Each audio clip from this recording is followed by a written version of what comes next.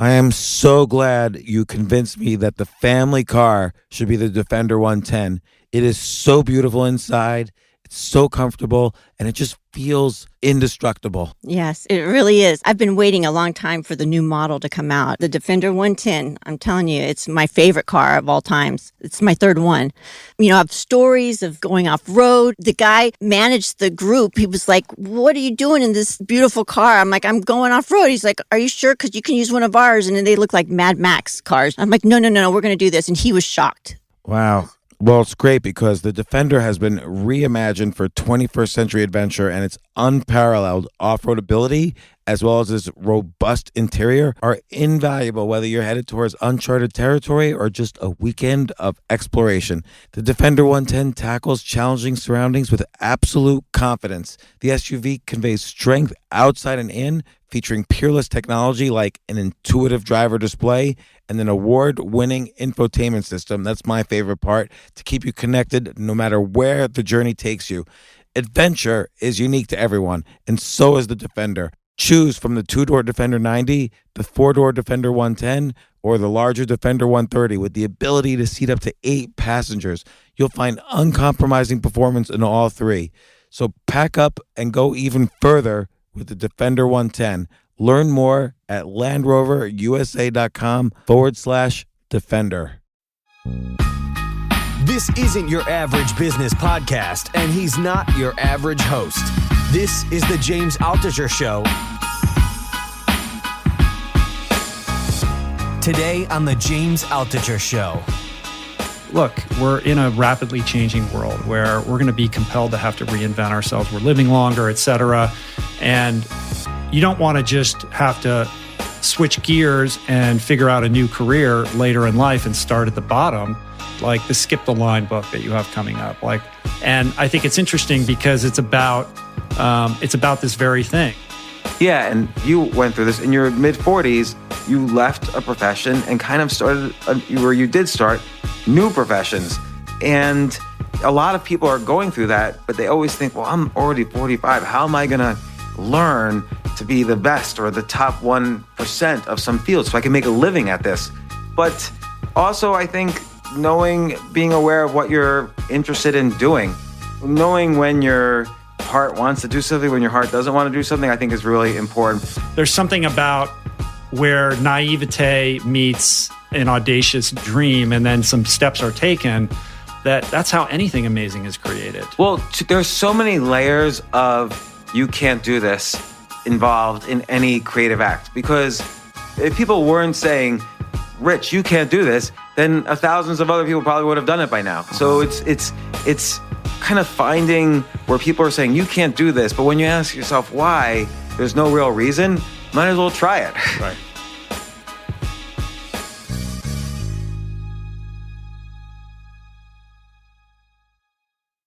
Oh my gosh, I'm excited about this new sponsor we have, Outstanding Foods.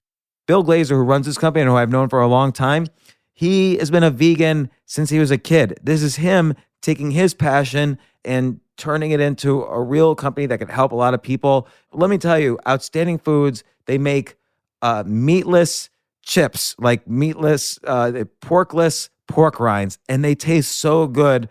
I'm obsessed with them. The chef of all these products helped with all product development at Beyond Meats before he moved over to Outstanding Foods. My favorite flavor, to be honest, is both barbecue and just the plain flavor. I love it. They recently announced a partnership with Snoop Dogg in terms of providing a meatless alternative. I just love them. First off, everybody in my house, 5 kids, me, my wife, we're all obsessed with them. Everybody who comes over here for the podcast, obsessed with them. I keep ordering.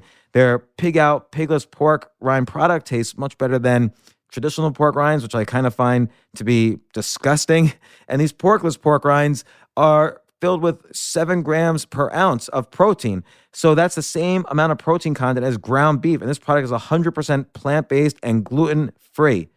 And when you get to the bottom, when I eat an entire bag in one binge-watching Netflix session, I keep going. I go for the next bag. I don't have to feel regret because it's meatless. These are vegan snacks with protein, and I kind of need more protein in my life.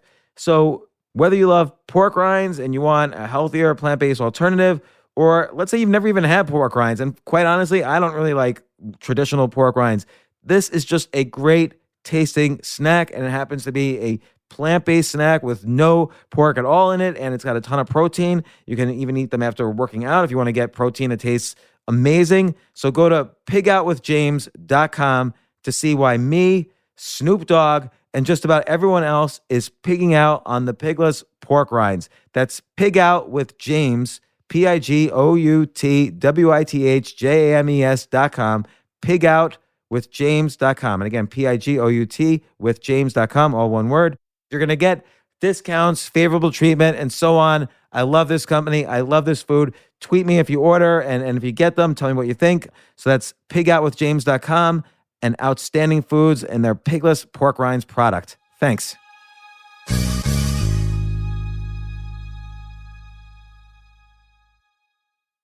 I'm always jealous of Rich Roll because he's basically my age, but he's like a super athlete. The guy runs like ultra marathons on every Hawaiian island for 5 days in a row, eats healthy, he's a super vegan, and he's such a nice guy. So we did a joint podcast together. It was partially his podcast, partially my podcast.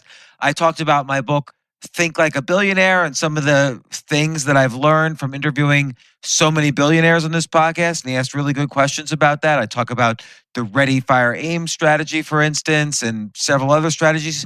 But then I talked about my new love, which is the book that I have just finished coming out next March called Skip the Line. And the idea there is how you could change passions, change interests at any point in your life. Everybody will say, no, you can't do that. But I talk in my book and then on this podcast about some of the techniques I've used and other people I know have used for skipping the line. So you quickly can become among the best in the world and even monetize your new interest. I was so happy to introduce this topic with my good friend, Rich Roll. Here's the interview.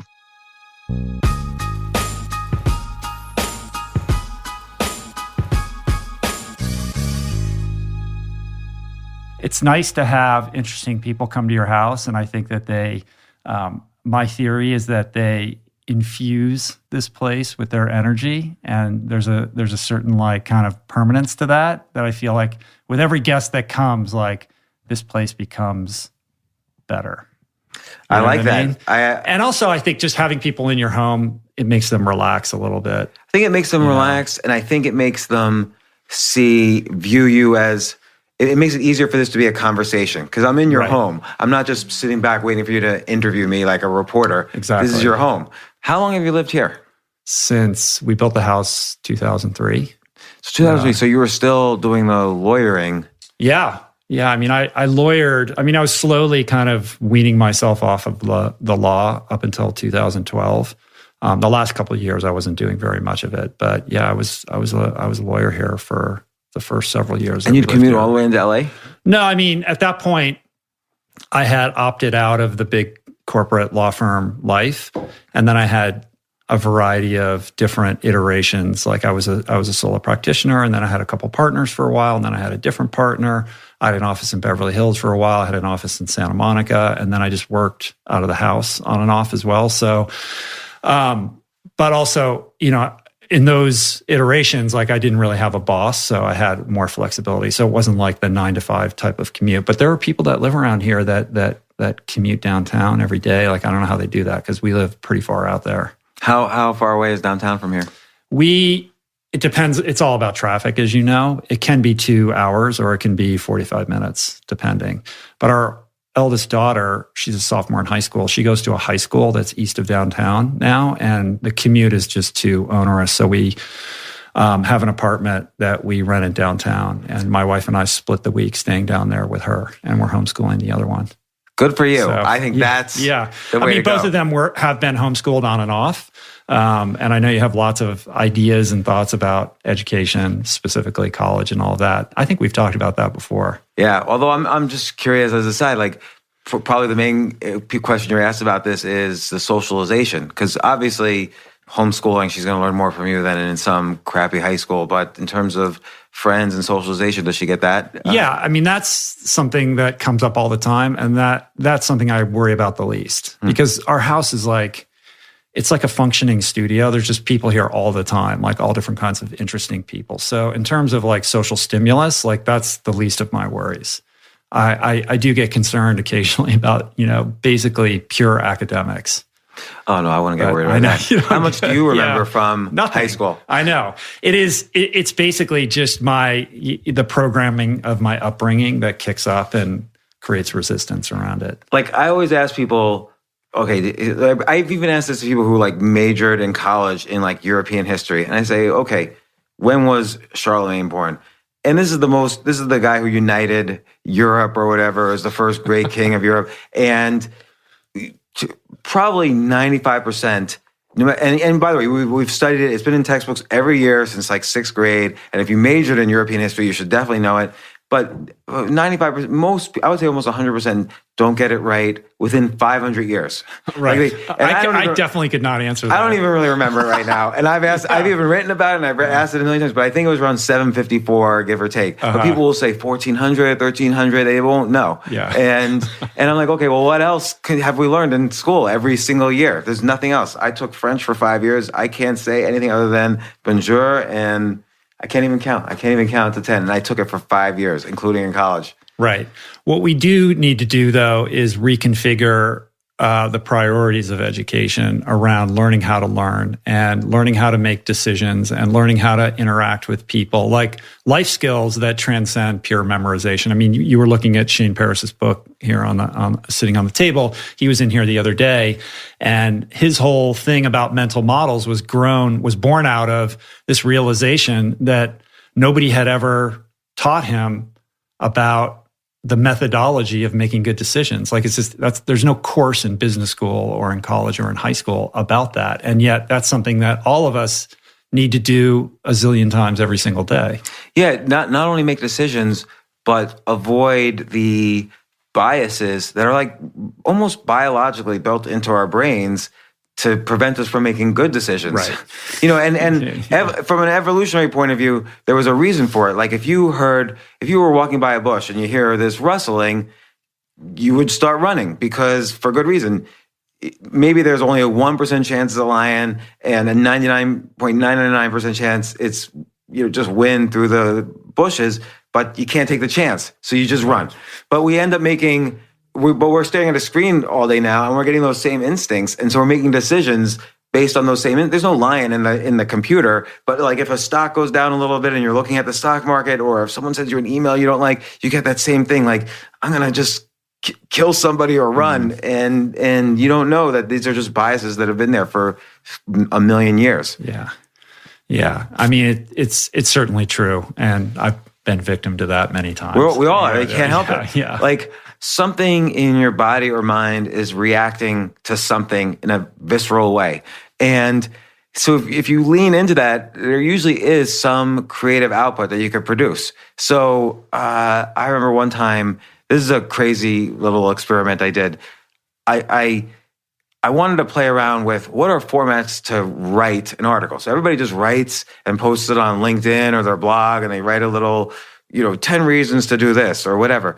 And so I wanted to come up with, I've been playing around for 20 years, different formats of writing. So I said, I want to do something I never did before. And Donald Trump had just tweeted, I'm going to buy Greenland. Right. And I'm thinking to myself, that's really weird. Like, I didn't even know you could buy a country. And so I figured, okay, something about this feels weird, of course. Right. And then the president of Denmark, or the prime minister of Denmark, he tweets back, it's not for sale. And this is like the weirdest auction I've ever seen on the planet. Like the president of the United States wants to buy this massive piece of land, and I didn't even know Denmark owned Greenland, and he's like, it's not for sale. So that also was a weird comment. Like, why did Followed by the ultimate troll when Trump tweeted that picture of one of his hotels. Like, did you see that? Oh, like, no, saying, I did. He basically tweeted like, I definitely won't do this, and it was a picture of like a Trump Tower, like on a barren like Greenland landscape. That's so funny that he did that. And so I'm thinking, but I didn't even see that, which would have definitely set me off. But just these two world leaders like bantering in this way like this about, people live there, it's this huge piece of land. There's all these natural resources. how did Denmark end up owning Greenland? Is it from like Eric the Red 1,000 years ago? Like, what is going on here? And so I started to research it, and I thought, okay, there's some weird things going on with Greenland that I didn't know about. So I learned a lot about Greenland. And then instead of just writing an article, I had never done a Kickstarter before. So I decided to do a Kickstarter, so I said, okay, I'm going to raise $100 million so I could buy Greenland. Right. And I wrote and instead of writing an article, I wrote just all the reasons why I want to buy Greenland, why people should let me buy it as opposed to Trump or some other country. And then I had, with Kickstarter, you have to put all the rewards. Like, so I said, okay, $50, you could be a citizen. $100, I'll make you an earl. $1,000, you could be a duke, and I get carving out all this like acreage for people, and then I was able to list though all the reasons why I thought this was interesting. Like there's all these rare earth minerals, and there's a company called Greenland Natural Resources, which is actually 100% owned by China. Yeah, China. So there's this another weird. China now is entering the picture, right. And so there's all these weird things I didn't know. I didn't know Kickstarter. And so this article, quote unquote, that I had now published on Kickstarter versus a normal place was starting to get shared everywhere. And so that was interesting for me. And then Kickstarter shut it down. And so they shut it down because I'm obviously not, people started donating money. Right. And Kickstarter and then GoFundMe, the same experience. They shut me down because I'm obviously not going to raise $100 million. So they have to pay all the chargebacks to the credit card companies. So it could be a big money loser for them. So they just shut it down. But then I had a second story, which is I was just shut down by Kickstarter and GoFundMe. And so the whole thing is, here's a little experiment. And I gained a huge amount from it without any cost to me. So I learned all this stuff about Greenland. I learned about Kickstarter. I'd never done a Kickstarter before. So suddenly now I knew how to do a Kickstarter. I spent some time studying best crowdfunding practices, and I learned about Kickstarter. And then I learned this new format I could write articles in, which was weird. And then I had a second story on top of it, which was that they censored me, and here's what happened. So just that small impulse allowed me to experiment in ways that I wouldn't have been able to otherwise, and learn a whole bunch of things that now I can do a Kickstarter, or now I can speak intelligently about buying Greenland or whatever. And it's super funny. Yeah, and it's funny. It's like, wait, what? Like, first of all, can a country buy another country? Yes or no? Can an individual buy a country? And what's interesting is that you got shut down, not on the merits of what you were attempting to do, but on kind of a side technicality, which was probably motivated just by extreme discomfort at what was going on. And them trying to figure out, like, we got to find a way somehow to shut this down. Yeah, and people were like sending money in, like they were like wiring money in. And the sheer audacity of the whole thing. You know, it's not dissimilar from, and I know you've talked about this as well, Richard Branson saying, give me, going to Boeing and saying, give me an airplane. Yeah, no, that's a great example. It's so ridiculous that they would do that. But there's something about where naivete meets audacity, an audacious, dream, and then some steps are taken. That's how anything amazing is created. Well, there's so many layers of you can't do this involved in any creative act, because if people weren't saying, Rich, you can't do this, then thousands of other people probably would have done it by now. So it's kind of finding where people are saying you can't do this, but when you ask yourself why, there's no real reason. Might as well try it. Right. So, like with this, there's no reason why I couldn't start a Kickstarter to raise $100 million to buy Greenland, and I learned something. And all the times, like people say, "Oh, well, you can't start a podcast. Have you ever done interviews before or a radio show? Like, leave it to the professionals." No, I think I can do it. Like, why can't I do it? And I'll tell you another just quick experiment. It's not as interesting as Richard Branson. Richard Branson is really an interesting example because this is a 27-year-old guy who was a magazine publisher and had no experience with anything relating to airlines. British Airways had a monopoly in England on airlines. Heathrow only dealt with British Airways. And Richard Branson didn't have money. And he simply calls up Boeing and asks to borrow a plane.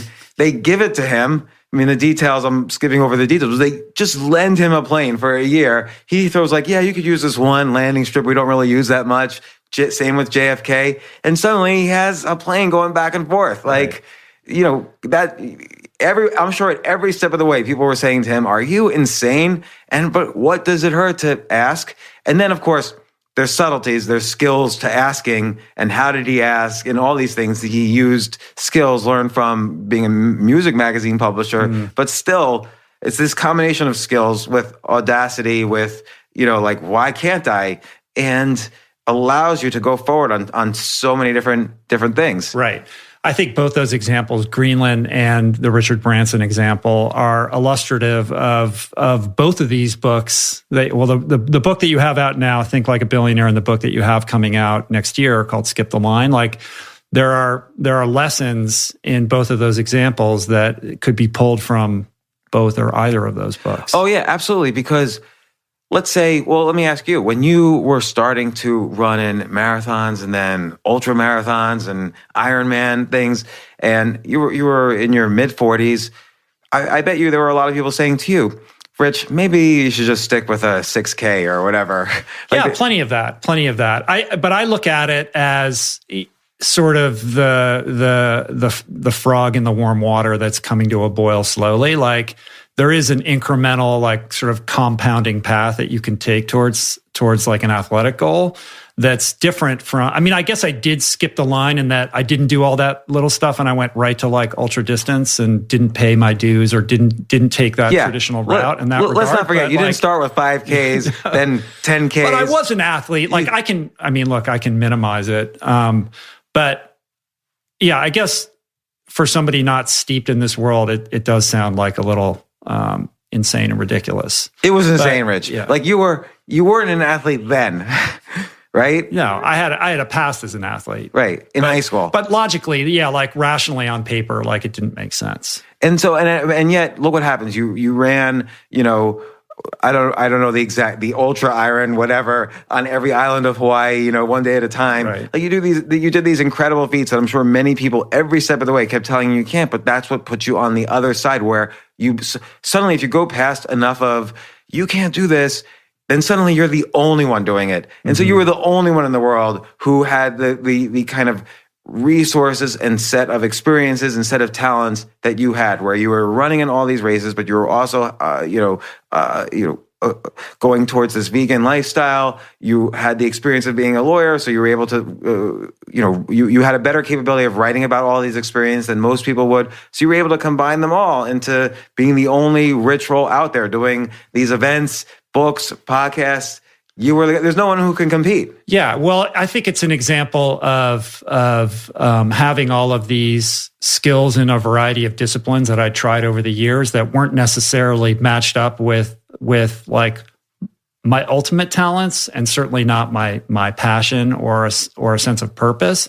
That when they finally found the right outlet, it all like congealed to create, an amazing result. In the same way that, if somebody was to say to you, like, you don't have the credentials to be a podcast host, but many years ago, you did your 3 a.m. show, you learned how to talk to people, you learned how to create something that's entertaining, you are doing stand-up comedy, like you've been writing, all of these other areas, like, all contribute to your ability to sit behind a microphone and be engaging and be entertaining and be curious, all these skills that you've developed over the course of a lifetime. I would say similarly, I took 1 million depositions as a lawyer. I learned how to ask questions.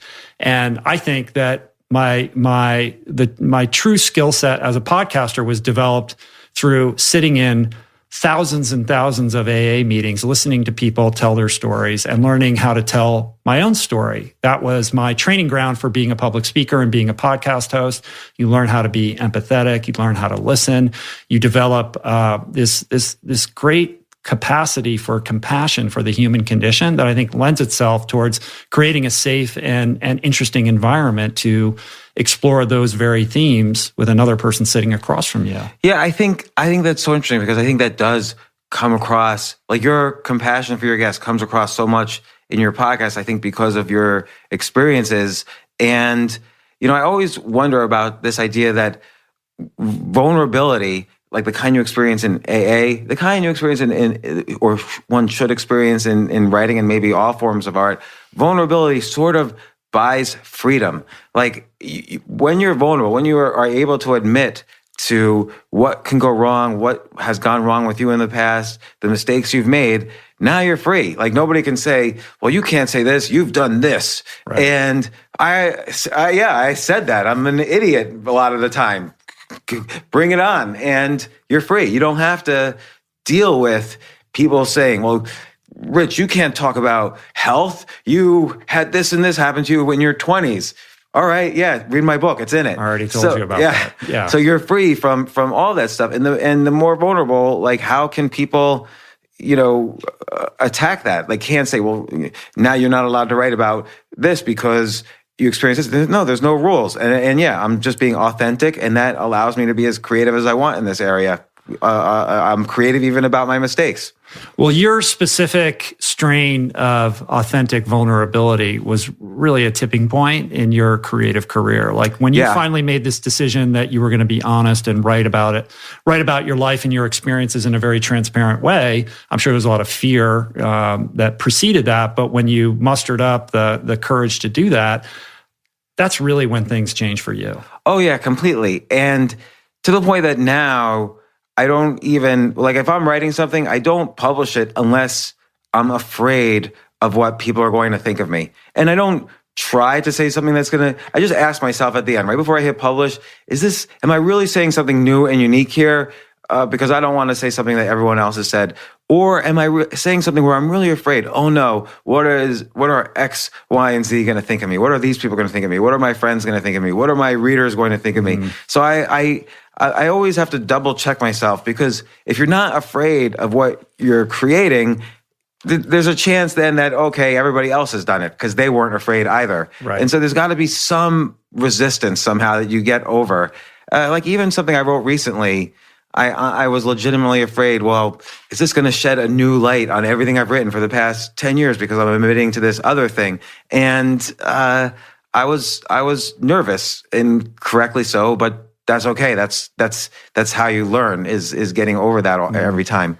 Yeah, when I wrote, I think I probably told you this previously, but when I wrote Finding Ultra, like I really had to get into the mindset of writing in my private journal that no one was ever going to read. Like I had to get comfortable communicating things about my life that I'm ashamed of and that I'm embarrassed about.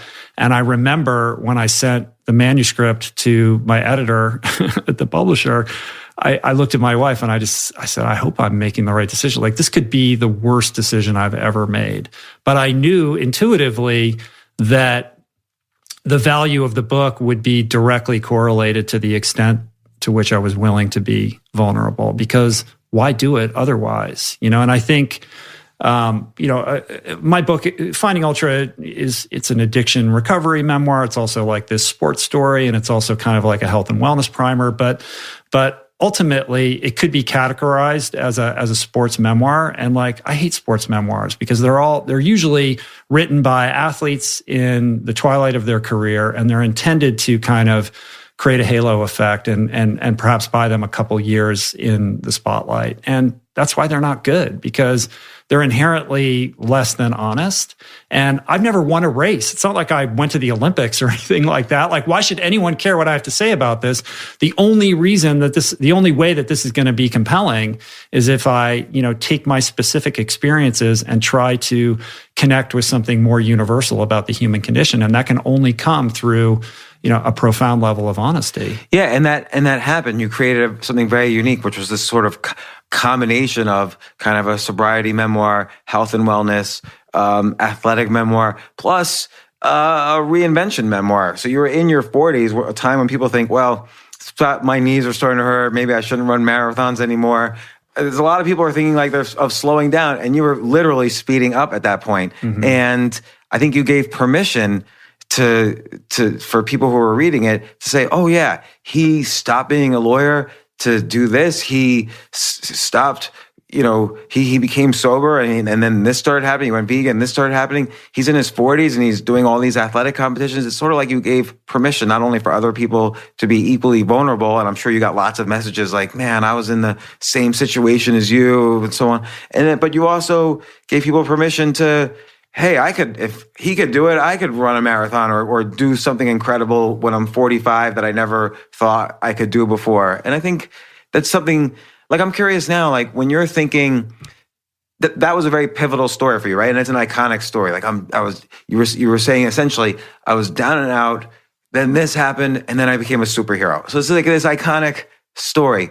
Do you ever feel like tied to that story? Like you have to keep repeating it or find a new story? Do you ever grapple with the hold that story now has over you versus what the hold you originally had on that story? Yeah, 100%. And I've worked really hard to kind of transcend that a little bit. Certainly, I think when the book came out, it was sort of characterized as a book about running, which it isn't. It's not about becoming an ultra marathoner. It's very much a choose yourself story. It's Absolutely. it's about the inherent power that we all have within ourselves to, basically shift the trajectory of our life, even if we find ourselves in our 40s or in our later years, that inherent capacity lives within all of us to tap into,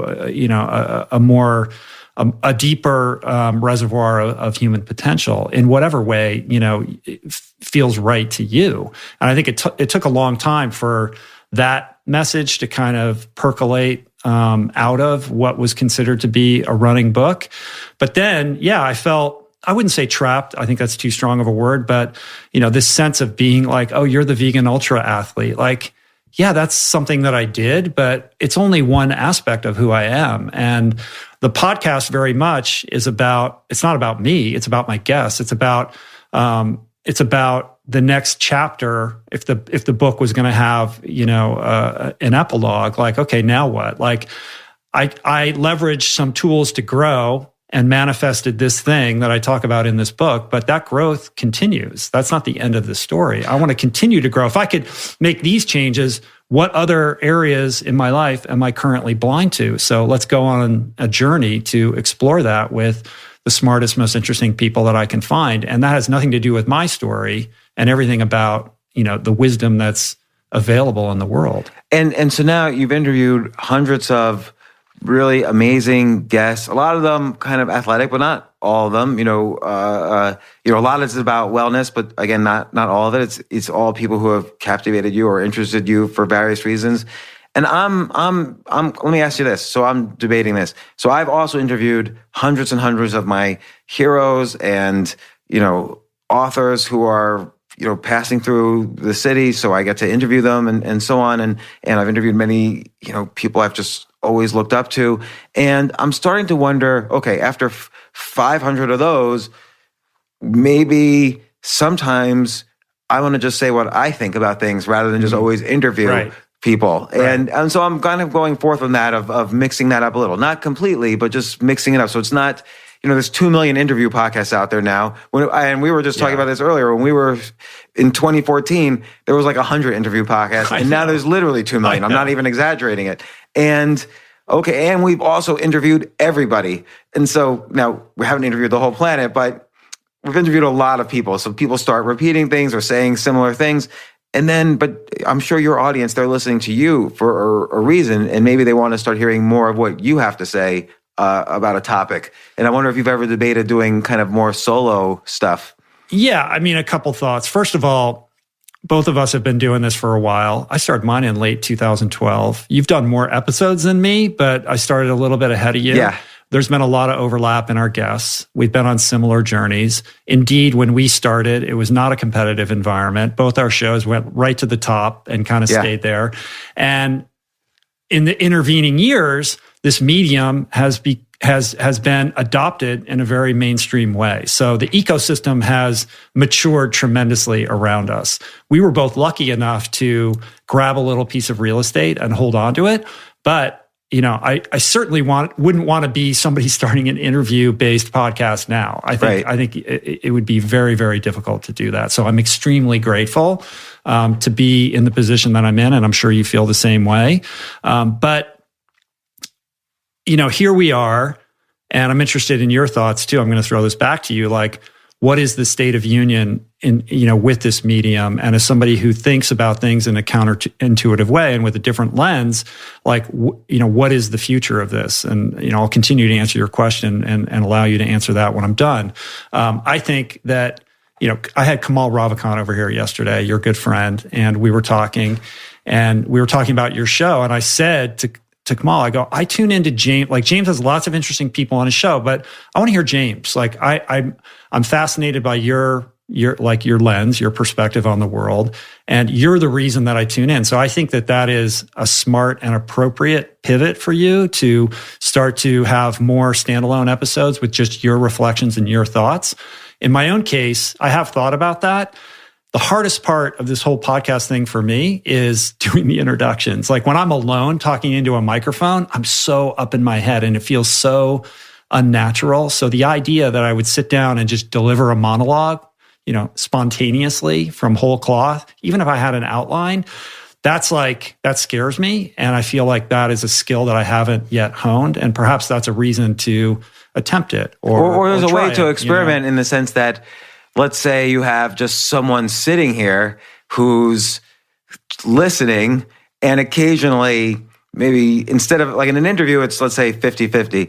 But let's say in this case, you need a foil. Yeah, a foil. Yeah. You need someone who you're just going to throw things against, and if something doesn't quite stick, they'll inform you of it. Yeah, like a more than like a co-host, but somebody who can like match your wits and push you to deliver a monologue here or there. Like let's say there's. Go ahead. Sorry. Well, let's say there's an issue that triggered that emotional impulse for you this week. So something happened that bothered you, and you just wanted to, and you wanted to talk about it, but not necessarily the issue, but even more globally. Like, what does this mean for either the world or people, or what did I learn from this, or the economy, or whatever? And you just start ranting on it. Yeah, and I do have a little bit of an insecurity around it, I think. Here's an example. So last year we did our first like live podcast event. We booked this big theater and we sold it out. It was like 1,200 seats. That's great. And the idea was to do a live podcast but also produce a show that was very, that kind of transcended this podcast format to create an entertaining experience for people. I had my sons play music, and then in cue perform some live poetry. And then I did a live podcast with Paul Hawken, who's like this legendary environmentalist. And I conducted that podcast very much as if he was sitting across from me right now. Like I kind of maintained that format. And after the show was over, I basically went, out into the hallway and just talked to people for as long as they wanted to talk to me.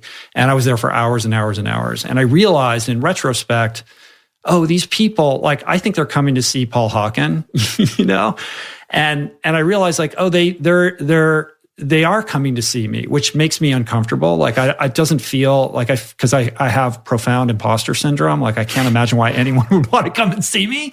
But so the growth for me is in owning that and living up to that on some level that I have had certain life experiences that have value, and that there is something interesting about sharing, my perspective. Yeah, or what if you even went on Twitter beforehand and you said, listen, I'm going to try this solo episode thing, but give me some fuel. Ask me a bunch of questions, and then you pick the 4 or 5 that you like the best, and you can even just do a 20-minute episode or attach a story from your life to each question along with the answer or your answer, and that's an episode. Right. Yeah, I think I'll probably try that. I think I wouldn't say I'm in a rut, but we have like a routine now, and I know how it goes and it's working. And you're somebody who's coming in as, like this disruptive force who's like always, got the waiter pads, and you're writing down the 10 ideas every day, and you're like trying to buy Greenland, and you're doing all this crazy stuff. And what I love and appreciate about it isn't just the kind of courage to do it. It's your relationship with the outcome, I feel, is very healthy. Like it's not about whether it works or not. You're just doing it. Right, because here's what I always think is that something's going to work. Some outcome will exist that I like, but it doesn't have to be the outcome of whatever it is I'm doing that day. So I'm doing something, let's say today or tomorrow or the next day, I'm doing something to try something new or try an experiment or write something. Eventually, the outcome might be bad. Like, for instance, this Greenland Kickstarter thing, and again, this is a silly example, but that was essentially a failure. I didn't raise $100 million to buy Greenland. Kickstarter shut me down, and it was fast enough. It didn't really get as widely spread as a successful outcome would have been. But it was interesting. I learned something. I learned a whole bunch of things, and then you move on. Because And you the have next this amazing story. Yeah, I have an amazing story, and now I have knowledge. Okay, here's how to do a Kickstarter if I want to try something new. And so now I can do the next thing, which might be just as crazy or not, and the outcome may be good, maybe bad. Eventually, there'll be some outcomes will be better than others, but whether the outcome is bad or good, I'm learning from each thing.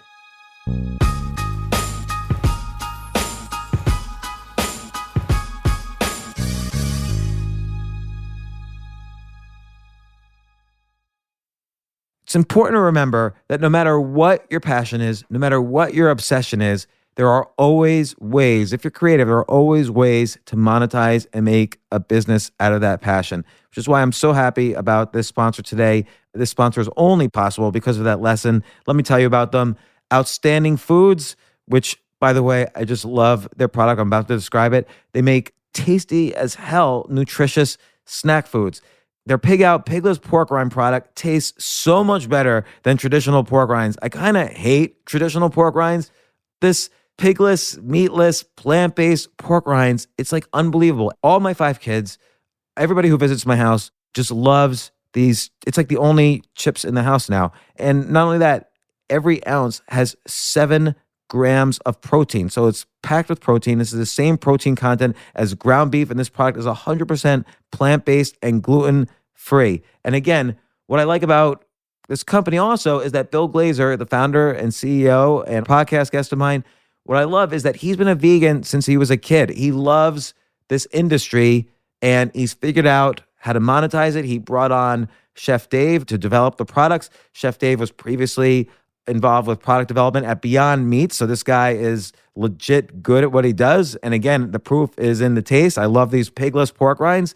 Pig Out Pigless Pork Rinds taste so outstanding that I literally, this is true, I get boxes and boxes of them. I can't order enough of these. So I had to stock up before any kind of quarantining. So I love the barbecue. I love the plain flavor. I love all the flavors. I'm obsessed with this. When you get to the bottom of the bag, you don't even have to feel guilty. You've just ate like this protein-filled vegan snack food. I go straight for the next bag while I'm binge watching Netflix.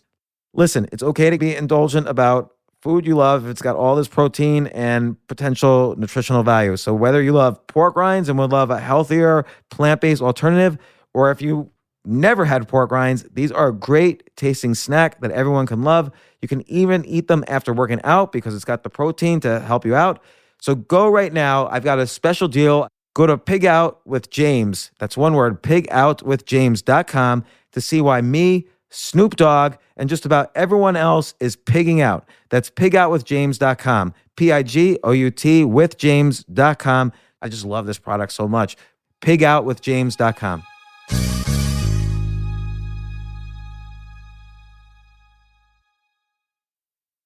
You've canonized this as the 10,000 experiments rule. We all talk about the 10,000 hour rule. You're like, that's nonsense. Let's focus on 10,000 experiments instead. Yeah, because so the 10,000 hour rule, which was developed by great guy, Professor Anders Ericsson, he basically determined if you devote yourself to 10,000 hours of what he calls deliberate practice at any field, you will be among the best in the world at that field. And this was written about by Malcolm Gladwell in the book Outliers, and it kind of became a popular phrase after that. I just couldn't wrap my head around it, though, because I feel like I've gotten good at a bunch of different things, and I don't think I spent 10,000 hours at them. And and for some things, I couldn't figure out what does he mean by 10,000 hours. Like I understand with, let's say you're, doing a golf putt. I can understand practicing that for 10,000 hours and you'll get better at golf putting. But for something like writing, what does it mean to spend 10,000 hours writing? Like there's so many nuances in a creative field, and it's not like repetitive. It's not like I can get after I write a sentence, I can get a coach to say, well, that sentence could have been better. So I didn't really, and I would write to him, and he's always very smart and he was always very friendly to respond. And I read all these different theories, like, can I borrow hours from this other activity? So I was trying to get good at stand-up comedy. I started this, it's a random thing. I got passionate about it about 5 years ago, started going up on stage, and I was trying to figure out, can I borrow from my 10,000 hours public speaking and some hours from my writing and some hours from just, I don't know, being funny? Or how does it work? And so the transferability of these skills in a variety of disciplines, can you aggregate them to come up with your 10,000 hours? Yeah, or at least give me some head start. And he kept writing about, well, what's the metric you're judging yourself with? And there's really no metric. Like, how do you determine if something, for instance, is good writing or not? Is it book sales? No. Is it if your favorite professor likes it? No. It's hard for creative efforts. It's hard to have a metric of success for sales ability, for business ability. There's so many other factors like luck, environment, the people you're dealing with. It's hard to measure your success with these 10,000 hours. And it was confusing talking to him. So then I figured, well, maybe there are, and then the other thing that concerned me was, well, what if you take training methods now and go back to the 1920s? So for instance, if someone took coaches who train for marathons and took those same techniques back to the 1920s when coaching techniques were not as advanced, would it be then 100 hours to be the best in the world? Right. The hours change depending on how advanced the field is. So more things kept coming up that I didn't really understand. And that's when I started thinking of another model completely to measure my own success and then to accelerate my own learning in different fields. And so I was very excited about that because it basically took me 2 or 3 years to be a good, solid professional investor. It took me 2 years to achieve a level I wanted in, let's say, a game like chess, which is normally a hard skill, or computer programming, which is a hard skill. And then with stand-up comedy also, I was 48 years old at the time. I'm 52 now. I didn't want to go 10,000 hours or 20 years to get good at something. I don't want to be on stage when I'm 68 years old trying to make a bunch of strangers laugh. Like, it feels silly to me. I just wanted to get good at it now. I wanted to literally skip the line. Everybody kept telling me, don't think you can skip the line. Like, we've all worked hard. Especially in stand-up comedy. Like, they're very, respect your elders. And that's very much, you got to grind and pay your dues. Yeah, that's what people tell me. Comedian will be like, you got to go up there and bomb 1,000 times, and just keep doing it and keep doing it and keep doing it. And in 10 years, you'll be good. Yeah, 10 best case is what they would say. And here you are, like, you start basically telling jokes on the subway, right? And, now you're headlining. Right. What is the time period? It's basically about 5 years, but like 4 years since I started taking it super seriously, where I would go up 2 or 3 times a week, and more recently, up to 10 times a week. So, but yeah, I had to really be very analytical about it, and I would deconstruct every comedian's act, so I would understand what they were doing, and then I would explain it back to them, and they were like, I never thought of it like that, which is fine. Like, they have their process. But then I started constructing experiments I can do to basically accelerate my learning. And I found every experiment really changed the way I would do comedy. So I would start people would see me from 1 month to the next, and they're like, boy, when did you start doing X, Y, or Z? And I'm like, after this experiment I did where I saw these other things weren't working. And sometimes the experiments are very simple. Like, between jokes, what if you just lean back against the wall and look up at the ceiling for 3 seconds or for a half a second? Like, so just even an experiment like that, because there's this feeling on stage that you have to spit everything out as quickly as possible. Or, you mentioned one experiment I did. I went on I wanted to tighten up my one-liner. So I went on the subway and did stand-up comedy on a crowded subway cars where nobody wants to hear you tell jokes. Nobody likes you. Nobody is in the best case. The bar towards getting a laugh is very high. Right. They're not. They didn't just pay a cover charge to see a comedian. They just want to get home. Like, you're bothering them at that point, and they're not drinking, so they want to drink. Some of them might be. Right. Well, some of them might be, and most of them want to drink. And then this person just gets out of the car and starts telling jokes straight at them, and it's very difficult. But did you get some laughs though? I did. Yeah. Oddly, I would get on and I would say, like, the one thing that got the most laughs is like, was this the 6.5 stop? Like, is this the train to Hogwarts? And so kids would laugh at that. And then I did another one. Hey, I ordered an Uber pool, but they sent me the subway car. So that got some laughs. Those were like the main two things that got laughs. You have to be so comfortable with your vulnerability, though. But I wasn't. It's like, I was with a friend of mine, and this person brought on a video camera just so I could study it later.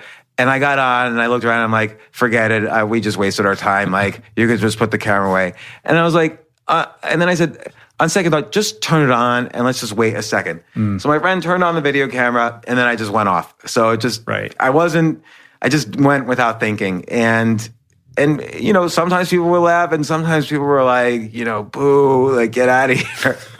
So, but that happens. You got to be okay with either one, right? Yeah, you got to be okay with either one. I mean, that's the difference between true vulnerability and what I see a lot of now, which is, I call it performative vulnerability. It's sort of like, now it's cool to be vulnerable all of a sudden. And you see a lot of people using it in a very, I feel like, disingenuous way. Like, oh, like when you're vulnerable online, that's how you get people interested in what you're doing. So I'm going to do this. And it's like this weird, like, fake vulnerability.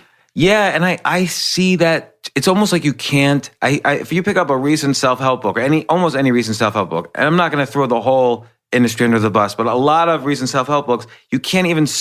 The author always starts off like, well, I was in my darkest moment, and then XYZ happened, and I started writing in my gratitude journal and whatever, and then everything became better. And it's like, that's like a bad, and then even in Silicon Valley, it's like a badge of honor. Like, yeah, I failed at my first startup and blah, blah, blah. And then now I'm ready.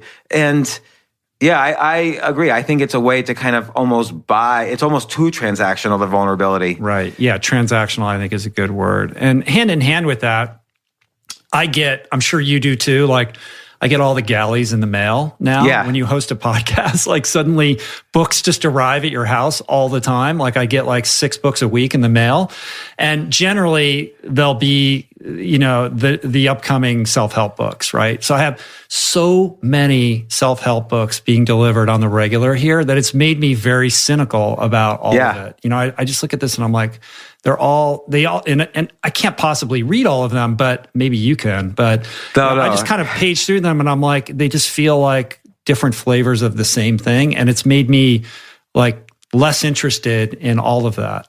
Yeah, that's why I think, well, look at, you know, for instance, Finding Ultra, or in my upcoming, you know, Skip the Line, I think about this. Forget about all self-help. What are my real stories, for better or for worse, and what did I learn from them, and what can I extrapolate? The extrapolation is what gives it the self-help categorization. Like, okay, I did this, this, and this. So that's a formula. But I always say I'm not giving advice. This is what worked for me specifically, but maybe it's broad enough it could work for others. And I always want to make sure it's just not like not only is there a self-help genre, but they all kind of recommend the same thing. And you get this sense they're recommending it without real experience, or they're recommending it so they can start getting speaking gigs talking about it, because you can make a lot of money talking, motivating companies. And so I always try to make sure I'm saying something really unique, like this 10,000, thinking about learning and the 10,000 hour rule and how I could succeed. Like, you went through this in your mid 40s, you left a profession and kind of started you did start new professions. And that a lot of people are going through that, but they always think, well, I'm already 45. How am I going to learn to be the best or the top 1% of some field so I can make a living at this? Because you need to be in the top 1% roughly to make a living and to feed your family. And we're going through it just personally and as an economy.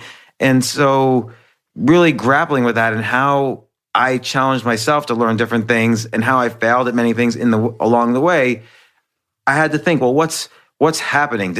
And that's where I went from the 10,000 hour rule to, can I borrow hours, or is there like shortcuts or cheat sheets, or what's actually happening? And you have to really think inside, what happened to me that I can bring out as a story? And I feel like you did that too with Finding Ultra. Was your unique path to saying, hey, at 45, you could still be a top, world-class athlete and do these things and get over these issues and change careers and on and on and on.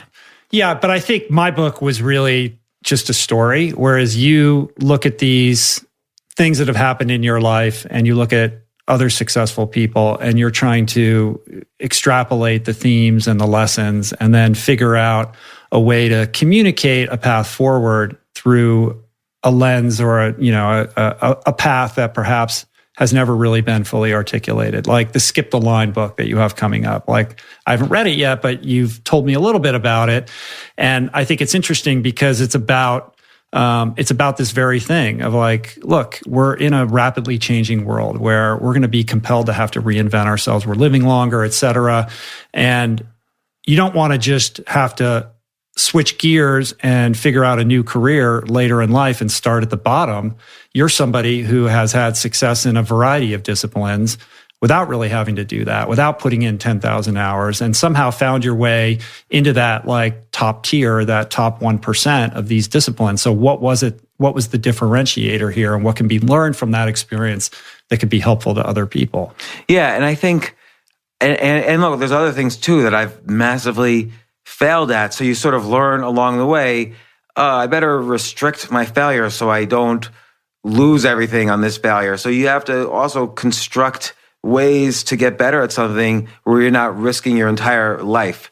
And like you even said earlier, you the transition from lawyer to everything else you're doing now, it took a while. Like, people kind of think, oh, well, I'm going to quit being a lawyer and start being a podcaster and the money's just going to roll in. It doesn't really work like that for anybody in the world. Yeah. It's a process, and it's a process of trying lots of different things. It's a process of transition. It's a process of finding more and more things that you enjoy and that you love doing and that your passions maybe lie, and maybe when you find something you're passionate about, you're able to double down on it enough so that, again, you're not risking too much, but you double down and you see how it works and how it feels, and it's a process.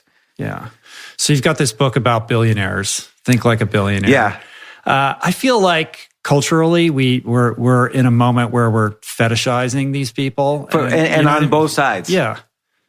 Both sides meaning what? Like, some people, you'll see politically, people will say, well, banish all billionaires, or right. Somebody in politics said, and this is not, I'm very apolitical, but someone in politics said, billionaires have not earned the money, they took the money. So there's a very kind of almost violent, revolutionary backlash against these people who have accumulated this one particular number or more. And on the flip side, you can say, well, these are people perhaps who have accumulated certain habits that maybe you'd want to emulate if you wanted success, even if it wasn't success about money. And then you can also say, okay, well, are there benefits to this class of people who have accumulated so much wealth? Are they giving to charity? Are they solving world problems? Are they creating impact more than if the money was being used in other ways? And I shouldn't even say being used, because often money is created. That's something that a lot of people don't understand about the economy. There could be more money next year than there is this year, because people who are innovative use their innovations to create money seemingly out of thin air. But if Elon Musk sells more Teslas and he raises money by having an IPO and his Tesla goes public and whatever, money is basically created and to some extent put into his pocket. So it's not like they've created it out of their innovations. But sometimes they're bad guys and sometimes they're good guys, like anyone else. I mean, there is a sense, I think, that you don't get to that level of wealth and accumulation without stepping on a lot of people and having to do some dastardly things. Yeah, I think that's kind of the sense. And it's easy to have that sense, because let's say there's a few thousand billionaires and there's 300 million other people in the US. So we're all allowed to trash this. They're certainly not a minority, just because even though there's just a few thousand of them, they're people who are very privileged and benefit and they have every advantage in society. And by the way, some of them are really bad people, but some of them are enormously charitable. Like, you look at efforts like Bill Gates. And again, I don't know if whether you like Microsoft Windows or not, but you look at Bill Gates, he has spent hundreds of millions or billions to try to eradicate malaria in Africa. And yeah, you ask yourself, well, if the money had gone to a government instead of Bill Gates, would that government have been able to solve malaria as well? I don't know. I'm not an expert, but it seems like Gates has made a dent on it and nobody else historically has made a dent on it. And I heard one interesting story where Bill Gates gave like $100 million to a government, just like the US might give $100 million to the government. Let's, here's aid, solve malaria. And then that particular government was corrupt. The leaders left and the money was just gone, not spent, disappeared, probably into some Swiss account. The leaders moved away and whatever. So the next leader got in and Bill Gates said, okay, I'm going to give you $100 million again, but now I'm going to have more control over it and see how you spend it and see where it's put. And he made a dent in eradicating malaria in this particular country. So you have to look at instances too and see what's happening. What are these people doing with the money? Right. But isn't Bill Gates more of an outlier in that regard? Like there's a lot of guys with, lots of yachts and things like that. I would say he is an outlier. But there's also, there's thousands of billionaires. So let's even say there's a few hundred outliers who are trying to do charitable things. And by the way, I'm not trying to, really the purpose of that book was to say, okay, I've been so bad and such a failure at dealing with money. Maybe I could learn what did they do that I don't do I could learn from. So it really had nothing to do with whether they were good or bad. And so I always feel like I'm apologizing a little. It's also not about making money. It's about habits and a perspective on life and how they kind of live their day on the daily that lead them in that direction. Right. Like not a single thing in that book is about, well, this is the kind of investing they did. And this is the kind of companies they would start. And here's how they would boss people around. But just on the Bill Gates thing, yes, he's probably an outlier, but you do see lots of examples of charitable things, or even let's say not charitable, like, Ken Langone, multi-billionaire, started Home Depot. He saw a problem, which is that many people didn't have access to the full range of home improvement tools that they would probably want. And he created Home Depot. It became big, and hundreds and hundreds of thousands of jobs were created.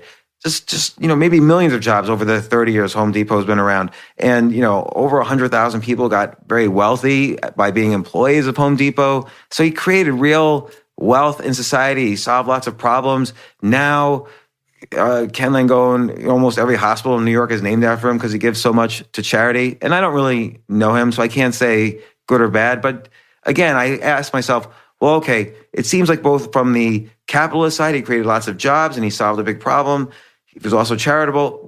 Then I asked, what habits did he have that maybe are worth emulating? And if somebody else has a different opinion of him, that's fine. But then I can say, well, I like these habits and I'll emulate them. Having a strong family, for instance, or having a strong ability to execute on ideas, which is something I didn't always have. Right. I mean, you kind of break it down. You've got like obsession and, overcoming resistance, persuasion, empathy, problem solving, and this idea of skill versus habit, which I thought was super interesting. Yeah. Like it's not like a lot of these people have real skills as opposed to just, they're waking up at 6 a.m. every day or they're, going to the gym every day. These are all good habits and healthy habits to have. But how did Richard Branson persuade someone at Boeing to lend this 27-year-old nobody an entire plane, like $150 million plane? I can't call up Boeing and just ask for a plane, like they'll hang up on me. What do you mean you tried to buy Greenland? Why not? Oh, well, yeah, it's true. But his ace in the hole was that there was an anti-competitive climate at the time. Well, was that his ace in the hole, or did he find that in the hole? Like he was the one who brought that up to them. Like they basically would said no, and he's like, well, listen, how else are you going to compete and get competitive pricing with British Airways? So he put this in their heads and convince them. Right. And so it's interesting to see the little nuances of how these people achieve things, because it is nuanced. Each skill they had, their skills at persuasion or sales or execution or having creative ideas, or even the way they would do things. Like, so, Damon John's an interesting example. He was a waiter at Red Lobster, and on the weekends he would sew these hats on his corner, and they had like hip hop logos on it. And then suddenly Macy's makes this $100,000 order, and he can't make $100,000 worth of hats. He works full time as a waiter at Red Lobster. So what did he do? He said, of course I will give you give me a week. I'll get you $100,000 worth of these hats. He had no reason to say yes. And then he goes to his mom and he's like, Mom, I need to mortgage your house. And so he mortgages his mom's house, gets, the money out, hires a bunch of seamstresses, and they work, 24 hours a day in his mom's now mortgaged house.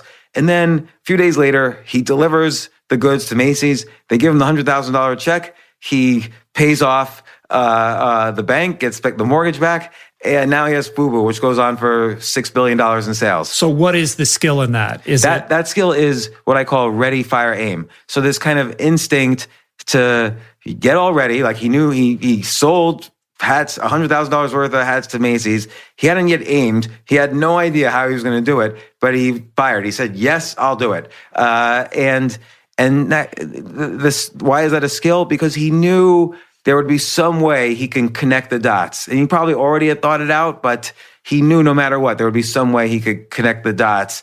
And a lot of people would say, I can't sell you $100,000 worth yet, but maybe I could sell you $1,000. We could do a test or whatever. He just went right for it. And so Sarah Blakely, who, she's the founder of Spanx, she had a similar thing. Jesse Itzler's wife. Jesse Itzler's wife. Jesse, I'm sure, has been on this podcast. He's been on mine a bunch of times. And she was selling fax machines door to door. She had this idea for Spanx. She goes to sell them. She only has her one example Spanx. The woman tried it on and said, yeah, I'll buy $300,000 worth of it. And Sarah Blakely's like, done, I'll get it to you. Right. She had no manufacturer. She didn't know how to manufacture clothes at all. And it's not easy to convince some factory to manufacture all these clothes for you. Are you going to pay? Who are you? You're not a real company.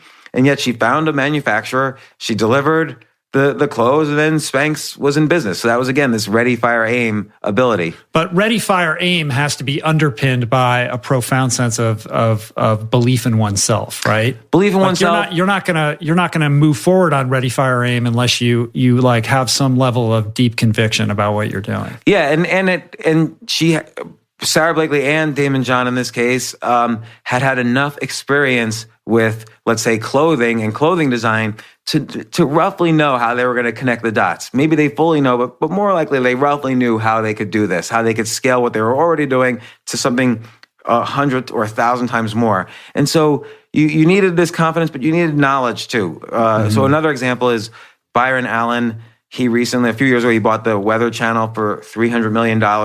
So he started out, he was a stand-up comedian, actually. He was the youngest guy ever on the Johnny Carson show.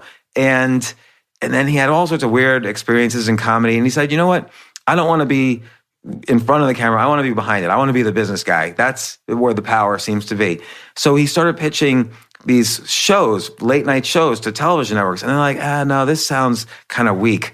And he said, don't worry about it. You don't have to buy the show. Let's just do a 50-50 split on the ads. And then he found the advertisers, and it cost the stations nothing. If he didn't come up with the money, they would never have aired a show. But he kept finding the advertisers, and it's like 25 years later, these shows are still running, and he's accumulated so much money from them that he bought the Weather Channel for $300 billion. He's bought other networks.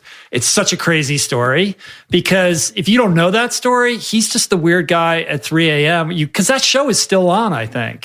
You turn it on, like his interview show, and you're like, that guy's still doing that? And it's kind of like, it's not really a quality show. It's not a good show. And you're like, this show's been on for like 20 years. Like, how is this possible? Well, it's because he owns everything. Yeah. And he sold all the ads. And, at that time, a lot of networks, and still do, they just have infomercials for a half hour. So they basically say to him, if we're running the infomercial, unless you show up with like 1 penny more, we're running the infomercial. So he just went out there, got the advertisers, and got syndicated all over the United States, created, ES Networks, I think is the name of his company. And he was like a fair to middling stand-up comic who was part of that whole like Comedy Store, ecosystem. And I'm sure everybody told him he was insane for why nobody would even think to do that. Yeah, and it's scary too. In all these instances, there's a little bit of a fear factor, like, oh gosh, what if I don't raise the money? But he limits his risk. It's like he doesn't have to put together the show either, really. First off, you see those shows, they're really cheaply done. It's just, they're like a podcast on TV. I know. But he went out and sold the advertising. And again, ready, fire, aim, but there's also skills in sales, creativity, persuasion, and knowing what doors to knock on. And if that didn't work, I'm sure he would have found some other thing. We think that's like their one idea. And if they didn't do that, they would have been a failure. No, my guess is all three of these people, Damon John, Sarah Blakely, Byron Allen, they probably would have succeeded at some other idea if that one hadn't worked. Right. Well, on this theme of experimentation, you decide to publish this book on Scribd. Yeah. So that's so bizarre. Yeah. Why would you do that? I've published mainstream quite a bit, and then I've self-published quite a bit. So Choose Yourself was self-published, and actually is my best-selling book. And then I self-published. That's the smartest thing you ever did. Yeah, that was basically. I'm so glad I self-published that one, and I did what I called professionally self-published Choose Yourself. Like I hired a real cover designer, I hired real editors, I hired a real marketing company, and I really did it as if I was a publishing company, even better than what I thought a publishing company would do, and it worked really well. But for this one, I felt like, I've already done one route, I've done another route. I want to experiment a little bit, and Scribd is like this Netflix for books. You sign up and whatever, there's you can read every book that's been published ever or close to it. And they just started doing kind of like what Netflix did with shows. They started creating their own original books, Scribd Originals. And so they approached me. I was telling the CEO about this book, and he said, well, how about we publish it as a Scribd Original? And I said, okay. And so it's an experiment, and it's kind of 6 months exclusive there. And it's great. So I really enjoyed the experience. I've done, part of the experiment was, what are the benefits? Well, they have a million plus subscribers that get their emails. Oh, so my name will be on an email to 1 million people. So just more, this is not the last book I'm ever doing, or it's not the first book, but it's nice to have exposure to an additional million-size audience and to build a relationship with this Netflix of books, depending on, they seem to be continue growing. And so, yeah, it's just another experiment. And are you happy with how it's working out there? Like, is there a sense that this was the right move versus just putting it up on Amazon as a self-published work? Yeah, because on Amazon, again, I'm like every other book out there. And it's not like I'm against Amazon. I love publishing there and I love self-publishing there. But here's a case where I'm one of the only books in this category of Scribd Originals in a website that, maybe up to 2 million people go to all the time. So I figured, let's see if this is a real advantage. And you always want to go to the room least crowded. So when we started doing podcasting, particularly when you started doing it, this was the room least crowded in media. Yeah. Now it's very crowded, but like you said earlier, it's a good thing we got here when it wasn't crowded, so we could carve out our space. And here I'm on Scribd, that's in publishing. So I don't know, something like 5 million books a year published now on Amazon, a lot of them self-published. Okay, here's a place where there's only 4 books published in this way. Right. They all the mainstream published books are on Scribd. The upside opportunity is much higher. Yeah. For having something break out in a meaningful way. And if the book failed completely, okay, it'll be like 18 of my other 22 books that failed completely. Right. So that's no big deal.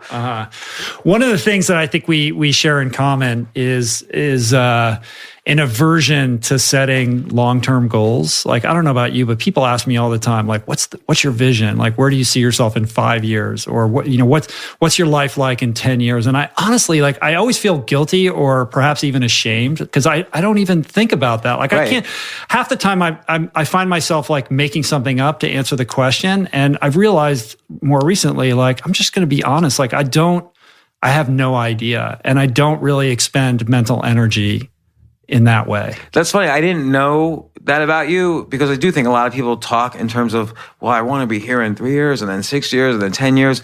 And then, well, in order to be here in 10 years, I've got to do this today and like next month and whatever. And I think it makes no sense to have goals. It sort of implies that my knowledge now is so much greater than it might even be in 10 years from now, that my 10-year from now version of myself better listen to me now because I'm smarter now in terms of where I should be in 10 years. I don't know if this is all adding up, all the numbers, but basically you're learning more every day. So tomorrow or next month, I might know something about myself and my interests and my passions or about the world that changes where I want to be in a month or 2 months or in a year. So I don't understand like how people could even figure out, how will they even know what they want to be in 1 year or 5 years? Well, I think that goals have their place. Like if you say like, this is something I want to manifest in the next year, then there are certain steps you're going to have to undertake to realize that. Like if I want to do a crazy race, for example, or complete a book, like you can set up benchmarks to lead you in that direction. And I think that's completely appropriate. But I think forecasting a vision for your life, I guess it works for some people. For me, it doesn't. Like everything that has been successful in my life has been, I wouldn't call it happenstance, but it didn't result from me, putting it on a vision board. Yeah, like I think that's a good difference between goals and what was the word you just used? Stepping stones, no benchmarks. No, but like that, aspirations. There's a difference between having something that you're moving towards today. So like, let's say you want to get a faster running time for a marathon. Okay, you could adjust things a little bit in how you're running. And today you're going to try this and see if your running is faster. Mm-hmm. But what if 2 months from now, and all of this could be because a year from now, you want to enter in this marathon and do it faster than a certain time. But what if 2 months from now, I don't know, Disney calls you up and says, Rich Roll, we want you to play Iron Man's father in the next Iron Man movie. And you're like, well, I was going to do this marathon and that's my goal. So like, call me back in a year. You wouldn't do that. You would just change. Now that's an extreme example, but yeah. So today you could say, well, I really want to benchmark myself against how I'm doing a race and I'm going to improve. Otherwise, there's no reason to do anything. But things change and the things you love doing change. What if suddenly you decide, oh man, I really love writing cookbooks, and you decide 2 months into the year, I really just want to spend this year, all my creativity writing cookbooks, and your goals change. So the year I started more passionately doing stand-up comedy, my goal, so to speak, for the year was I was going to write a novel. That was where I was going to put my creativity. But then I just started going up more than once a week on a stage, and then I got heckled once, and I'm like, you know what? I'm going to just next week, I'm going to come back 3 times, and I'm going to figure out why I was heckled, and I'm going to talk to people and think about this. And it just never stopped. I never got back to writing that novel. Things change. But ultimately, the fidelity is to your curiosity, right? And yes. I think when you double down on your curiosity and you have the willingness and the tenacity to follow that, like to continue to pull on that thread, it creates a compounding interest that in a real world context shows up in opportunities that you couldn't have predicted or imagined. Yeah, like let's say, for instance, Greenland suddenly James, now we're interested. Yeah, suddenly, or let's say suddenly somebody says, this is a great idea. How about we write a movie about somebody who buys Greenland and what happens? Right. And like, okay, what if it actually works? Yeah, well, I would say yes to any of the possibilities instead of going back to a stand-up stage. It just because you sort of fall in love with different things and you experiment enough with enough things that you figure out, oh, yeah, this is pulling me a little bit more, so I'm going to double down on it. And then everyone will say, well, what? Wait a second, you were just doubling down on this other thing. No. Now I really feel more passionate about this. So again, as long as you don't say, no, I'm not going to take care of my kids anymore. I'm going to backpack around the world. There's certain responsibilities that you have to do. But again, with given our creativity is very free. We could spend it in most cases how we want, and you should try lots of things and see where your heart is kind of compelling you to go further. Mm-hmm. Even whether you're failing or succeeding at that point doesn't matter. It's like where I want to get better at this. This is fun when I'm doing it, and it's not fun when I'm doing other things. Right. In thinking about this podcasting space, I think how many podcasts are there now? Like, I think 2 million. 2 million. Yeah. 2 million podcasts. Like, how many hours of people talking spontaneously about whatever's going on in their mind? And I thought the other day, what if podcasting existed in like 1780? What would podcasting look like in 18? Like, if we could go back and just listen to people talking about the times in that time, what an incredible historical record that would be. That would shape and change how we think about history and how we consume history and how we synthesize world events. And now we're creating that now. Like 100 years from now, this will all still be, available to people to look back on and try to better understand, this moment in time. Yeah, I mean, imagine back in the 1780s, like just Benjamin Franklin and John Adams would be having like, right. What if Marcus Aurelius, instead of writing his meditations, was doing a podcast about it? Yeah, a podcast about Stoicism. Like, Seneca, can you please come on my podcast? I'll promote your notes of Seneca. We'll talk about it everywhere. And I wonder about now with 2 million, how do you separate out the good from the bad? And I don't like to call any of them bad, like everyone's trying. But it's like we were talking about earlier, I'm trying to just always understand formats and how much, how can I change the format just slightly even from my usual one. And you've been doing a lot of great stuff with YouTube and videos, like you've been combining kind of your podcast voice with kind of more conceptual video about what you're talking about. Yeah, we just started doing that, and I want to do more of that. But that's an experiment. Yeah, it's totally an experiment. How long will you do it? Maybe you do 10 of them, 5 of them, 50 of them, and people will say, well, no, you got to be consistent and focused. That could be true. Maybe you need to do 1,000 of them, and then it just suddenly you have millions of views per video, but you might get tired of doing them after 20. And you say, no, let's focus on TikTok instead. So, or whatever you focus on next.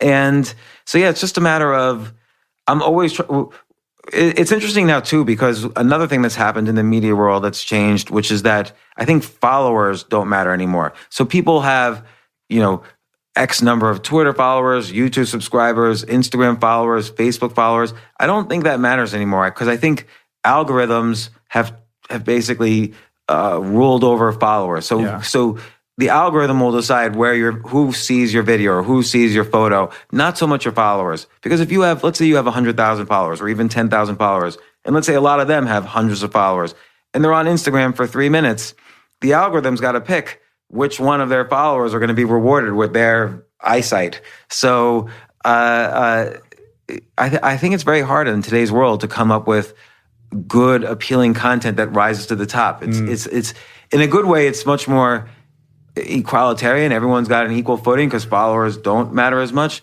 On the second hand, it's harder to curate, I think. Well, it makes it rife for trying to manipulate. It becomes about manipulating the algorithm. Yeah. I think that leads to substandard content in order to game the system. But I think it is true, like the follower count thing.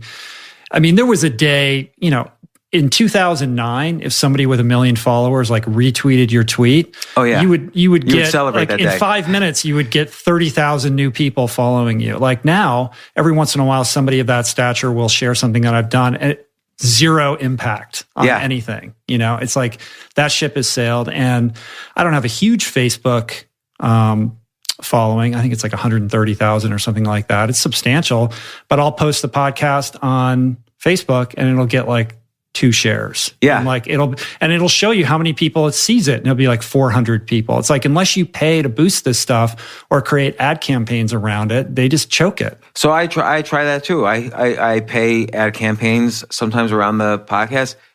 Useless. Doesn't work. So I'll have 50,000 people view it magically. I don't know who these 50,000 people are. But it doesn't matter. Yeah, still 5 people clicked on it. Right. So it's has nothing to do with the content. I don't know what it has to do with. And I'm pretty sure I'm structuring these ads right, but I don't know, all of that. It's always important to still have as high quality as possible, but other things are sort of rising to the top of importance, and they're harder to figure out. And I don't like the idea. It's even hard to game the algorithm, but I don't even like thinking in that way somehow. I never think about it. Yeah. Ultimately, I think, people will say, oh, you should do this and you should, here's the strategy and here's how you should lay out your Instagram. And I just can't wrap my head around any of that. And I just believe to this day, even if it's hard, that ultimately, the highest quality content will rise to the surface and it will find its audience. And that means that you have to be in it for the long run, and you have to be patient, and you can't be upset if it's not getting the level of attention that somebody else who's specifically crafted content to create some level of virality is going to get. Yeah, and so what's interesting there is you have a specific point of view also. So you're not just hoping that the quality is going to get a lot of people. You have a point of view that people, if they want your point of view, they have to listen to you. And so it could be you get, let's say 100,000 super loyal people listening to your podcast. And you say to yourself, well, why does this other person have 1 million people? Well, they're just talking about, I don't know, the election every day. And then those people are going to disappear. They're not saying anything unique. It's just giving the latest news or whatever. And, so I think sometimes even measuring the number is the wrong metric, but we're used to it in this social media world. How many followers, how many subscribers, how many downloads? And you have to get back to like, well, if only 1,000 people like me, but they really love it. I mean, I think that's more valuable. Yeah. Like I honestly, that my ego always wants something to be bigger and to be growing at a certain trajectory. But ultimately, what's meaningful about this work that you do and that I do is the capacity to impact people. And to the extent that you can improve the quality of the work to exacerbate that impact in a positive sense so that they're left with something substantial that really can move the needle in how they live their lives, that's the opportunity there. And so I try my best to like remain focused on that. Yeah. And so let me ask you this. Has anyone ever walked up to you and said, oh my God, Rich Roll, your Instagram changed my life? Like, has anyone ever said that to you? No. Right, but they'll come up to you. Yeah. I bet you they have come up to you and said, oh, Rich Roll, your podcast changed my life. Yeah, that happens a lot. Yeah, and it happens to you. Yeah, and again, no one's ever said to me, oh man, your Instagram, I love it. I check it out every day. Like, no one said that. And I have just as much followers there maybe as any place else. And you start to realize, okay, well, why am I pursuing that? Is it just for the numbers, or like really where I know where people are being impacted because they tell me. And so why am I trying to get TikTok followers or whatever? Like, I know you joined TikTok, right? Yeah, I joined TikTok. And by the way, that's a very creative medium. I'm not knocking my daughters TikTok. They specifically prohibited me from joining TikTok. Do they use it and they don't want you on it? Yeah, they use it. They use it. My younger one more than my older one. But she was just more, because I was joking with her the other day. I was like, I'm going to join TikTok. I got to check this out. Half joking, like that's kind of where I draw the generational line. It's like, but TikTok's really creative, actually. I love the scrolling the videos. So I was kind of playing around with it, and my youngest daughter was just appalled. She's like, please don't.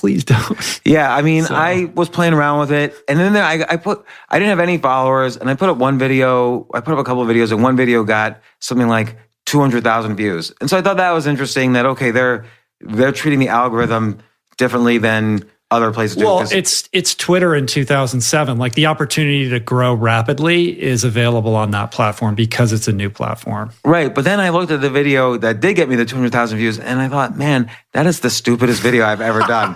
And so it's just meaningless. Like, right. So I'd rather just do the podcast and not get... Were you like dancing or something? What were you doing? Well, that one people begged me to take down and I did. Yeah. Like that, I decided, okay, this is beyond being afraid of what people will think of me. I'm making a fool of myself. So I took that one down. Were you telling? You could test out your material though. I could. I've seen people do that, and kind of comedians. It's interesting because I saw kind of what I would say were regular club comedians in New York City go on TikTok and suddenly get millions of views and 250,000 followers, and that actually was an indicator to me that this person was funny and appealing to a certain audience, and that was a data point for me when sort of seeing, because I own a comedy club too. So that was a data point for me in seeing, oh, should this person perform more here or not or whatever. But for me, I just put up some articles like an article I wrote in 2011. I took it and just basically set it in a TikTok kind of fashion, and it got 200,000 views. And another one that was against college got like 100,000 views or 80,000 views. So I thought, okay, it's interesting a little bit, but not enough. But it took a lot of time, even doing a 15-second video. So I figured, okay, this is not worth really doubling down on. It's an experiment, and I appreciate the experimentation, and I also think it speaks to something that like Gary Vee talks about all the time, which is not being romantic about the platforms. Like whatever's working, move in that direction. Like you do lots of things, but fundamentally, I think of you as a writer, right? And this is, you really developed your audience through your blogging on your website. But then kind of blogging, really, it's not like a thing anymore, right? No, you pivoted to podcasting. And that's the problem with writing is that... but like writing should never go out of style. And yet nobody's a blogger anymore. Yeah, no, there's no destination blogs. Like it used to be the case. There's no destination websites.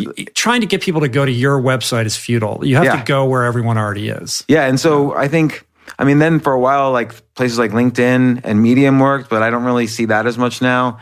So I don't know. Again, it's like when people come up to me and say, oh, I love X, it's usually the podcast. And then 1 out of 10 will be writing, and it's never anything else. And what do you think? How do you think about iterating on that going forward? Like forecasting where podcasting is going, and perhaps being an early adopter of whatever the evolution of that is. I think it's always hard to predict. Like if you look at what's happening now.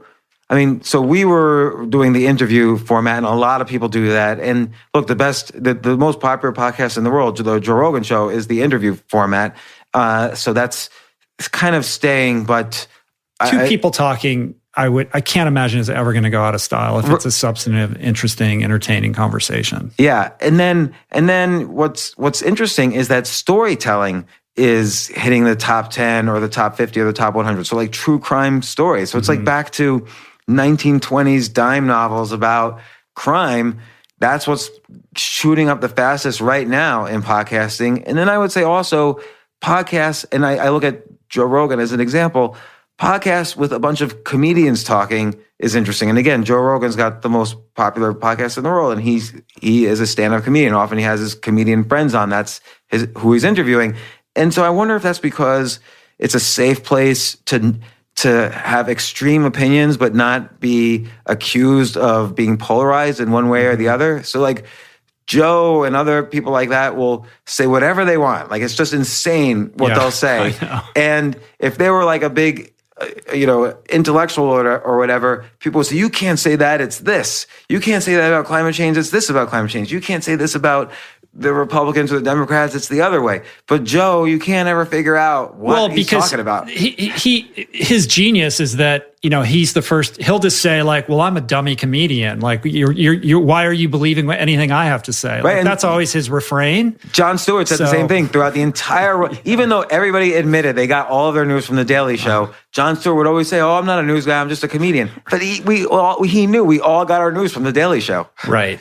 Well, in the way that the porn industry drove technological innovation on the internet, comedians really are responsible for the birth of podcasting. Like they were the early adopters. Oh, yeah. They were the Mark canaries Maron, in the coal Adam mine. Carolla. Like those are the guys. Yeah, and like the early days of podcasting, it was almost entirely comedians. And you're correct in that now what's capturing people's attention, beginning with Serial, are these longer, highly produced stories. Our friend Neil Strauss did To Live and Die in LA, did tremendously well. And those are the ones that are kind of rising to the top. So does that leave you thinking like maybe I'll do something in that space? Like the amount of work that goes into crafting that. Like even if you took one interview and you like chopped it up and then you put voiceover review, contextualizing it, kind of like somehow how the Gimlet shows do it. Like I've thought about that and I thought, that's just going to take up too much time. Like this is already taking up too much of my time. I'm sorry about that, Rich. Yeah. Well, yeah, and you're going to 4 times a week with your show now. But because 2 of those episodes, and maybe even 3, is just going to be me bothered by something and talking about it, perhaps with a foil, perhaps someone's in there to tell me I'm wrong, but it's not going to be the standard, okay, gosh, I've got to read 12 books, this week to prepare for the interview subjects, and it's exhausting. Yeah, it's exhausting. So I kind of wanted to say, it's like what you were saying about somebody said, why were people listening to you? They weren't listening to see what you were asking the other person. They really wanted to hear you. And so I figured, okay, let me just try this. I'm going to say what I think is important to me this week and why, and how I'm being impacted, and kind of storytelling about me a little bit.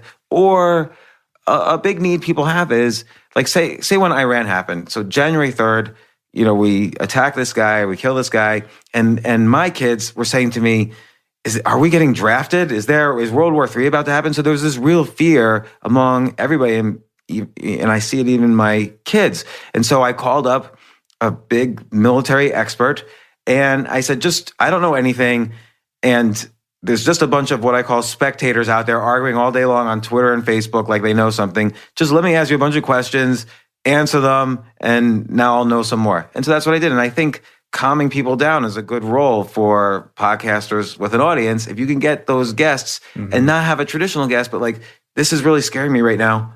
Let's break down what's happening. I think that's an easier format to prepare for because I know what I'm scared of.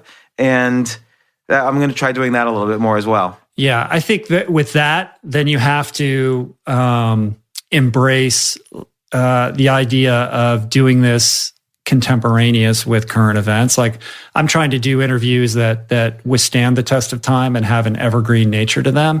And, I've banked a bunch of interviews, and sometimes there's a long waiting period between they go. And then I feel bad about it because the person is wait, are you ever going to put that thing up that we did? And trying to find a way to be more facile with it. So from time to time, I can do a more current event oriented kind of show. I've done, I think I'm at 543 right now. It's all been evergreen, but I'm trying every now and then to be a little current event, just because sometimes people are scared and there's no one, the media isn't properly addressing their fears because everybody's one side or the other side, and they're not just looking at facts. And also the media has incentive to kind of exaggerate certain facts or change certain facts. And I'm not blaming the media, it's everybody. And so sometimes I just want to know, should I be afraid or not afraid? So for instance, there's a lot of discussion lately about, well, is AI and technology going to wipe out 30 million jobs in the US, like all these people are saying? And so I've been in the computer science industry a long time ago, but I called up current experts in AI and automation just to see where things were at. And I found out and got less afraid and was able to communicate that. So that's not going to be evergreen, but it's good to answer this question for the next 6 months to a year that people have it. Right. And so sometimes now I'm just, again, playing to see maybe I need to be a little bit more current just to calm people down on really super important issues. Of all these ideas that you've put out in the world, what idea stands out as the one that people went the most crazy about? Is it like you shouldn't go to college, or? Okay, no, the most controversial. Well, the college one has gotten me death threats. So I really death threats. Death threats. So this is crazy. This guy wrote me he said all these things. I'm gonna kill you, and his IP address or whatever was on the email. Somehow or other, I was able to figure out his IP address. Turned out to be Brown University. So he was writing from Brown University, and he put his name. So I called up. So my whole thing is that I don't think kids in today's day and age, not necessarily 30 years ago or 40 years ago, but in today's day and age, kids shouldn't go to college because it's reinforcing the system of higher and higher tuitions. An entire generation of 30 million kids are going more and more in debt, which is going to create income inequality, and more bad things will happen. And you could learn these skills now from all these online sites, but there's a societal pressure. Anyway, that's my whole thing on college. And this guy wrote me a death threat. And so I called Brown University police. They put me in charge of the chief of police, and I should say allegedly Brown. I don't know if Brown will get upset at me. So and I read the email, and I said the name of the guy, and the chief of police says, "Yeah, that's pretty bad." And by the way, yeah, we know that guy. He did a similar thing with the school librarian. And I'm like, well, shouldn't you do something about this? And he's like, come on, it's March. Do you really want? He's in his senior year. Just let him graduate. And I'm like, well, he's going to graduate maybe. Yeah, that's the situation where 2 years from now he does something really bad and nobody did anything. Right, but there was nothing I can do really. But the thing that's gotten people the most antagonistic of all was home ownership. So I would write, there's a lot of financial reasons why you shouldn't own a home. There's a lot of reasons why it's a really bad idea. And people got really upset about that. I did it on Yahoo Finance. It got over 10,000 comments. It got, millions of views and shares. And I've written it as an article. I've done it as a podcast. Because that's the biggest financial decision you make in your life, there's all this. It's also a source of tremendous pride for a lot of people. Yeah. So you're basically challenging people's sense of themselves. Yeah, and if you also spend that kind of money, your brain's not going to let you think the day afterwards. You're too invested. Yeah, you have an investment bias. It's a mental model. And so your brain's not going to let you think you made a stupid decision. So people will fight that to the bone. Like I've lost friends over that. I've lost friends over the college thing. I lost the most friends over, though, an article I wrote on no war is ever really justified. And I said, I don't know anything. I'm not a historian, but clearly, like, you go back to the past 4 or 5 wars, they were ridiculous. And I'll even go as far as to say, why did we do the Revolutionary War? Like, clearly Canada didn't suffer because they didn't have a Revolutionary War. And somebody would start writing me, well, what about the Peloponnesian War? I'm like, I don't even know what that is. So clearly it doesn't matter to me. Yeah. But then I did lose friends. Like, somebody called me up I realized I hadn't heard from a friend in a while. And I call him, like, what's wrong? And he's like, you're obviously pro-slavery. And I'm like, what are you talking about? How can I be pro-slavery? And he said, you said no war can be justified. So that means the Civil War can't be justified. Well, slavery justifies it. And I said, you could have just called me and asked me if I think minorities should be slaves. Like, clearly I don't. And I said, well, look at England got rid of slavery in 1831. Maybe if we hadn't done the Revolutionary War, there wouldn't be slavery because we would have been part of England. And I said, I don't know history. I just feel like when 20% of the country has died shooting each other and it's all 17-year-old kids, it's probably not the best idea. There maybe would have been another way to do it. But I said, I don't know. I just think kids shooting kids is a bad idea. Well, 2 things. I mean, first of all, these friends that you've lost couldn't have been, great friends. If that one was like a 20-year friendship. I was really surprised. But he was of Indian descent and took kind of personal offense. I understand. And I'm Jewish. I said, look, I don't think World War II should have happened. Right. But this is like, to know you is to know that you're very much a provocateur in this sense. Like, when I see, here's another crazy idea that James has been thinking about, it's like you put it out there. And I think there's perhaps slightly unconscious like glee that you get from like, let's see what happens with this. Yeah, a little bit, but I don't say things, for instance, I don't blindly disbelieve. Like, there's enough research to basically connect the dots. Like, the theory is, first, it's probably not a good idea to send 18-year-olds to kill other 18-year-olds because bad things will happen. And then you have to look at, there's all sorts of ways to look at every war. But I also know history is written by not just the winners, but a very tiny percentage of the winners write history, and they kind of make the facts fit what happened. Now, all of these situations, obviously, everything was horrible. Who knows what the right solution was? War turned out to be the solution to some big catastrophic problems. But it's just a thought experiment. What if there was never a war? What would it be like? Less people would die. So it's leveraging a couple of the mental models that Shane Parrish talks about. It's thought experiment, but it's also first order thinking. Like, here's something we accept that's just kind of locked in our awareness as being true, or just the way it should have been, or should be, or is, right? And you're saying, well, let's forget about that and look at it completely differently.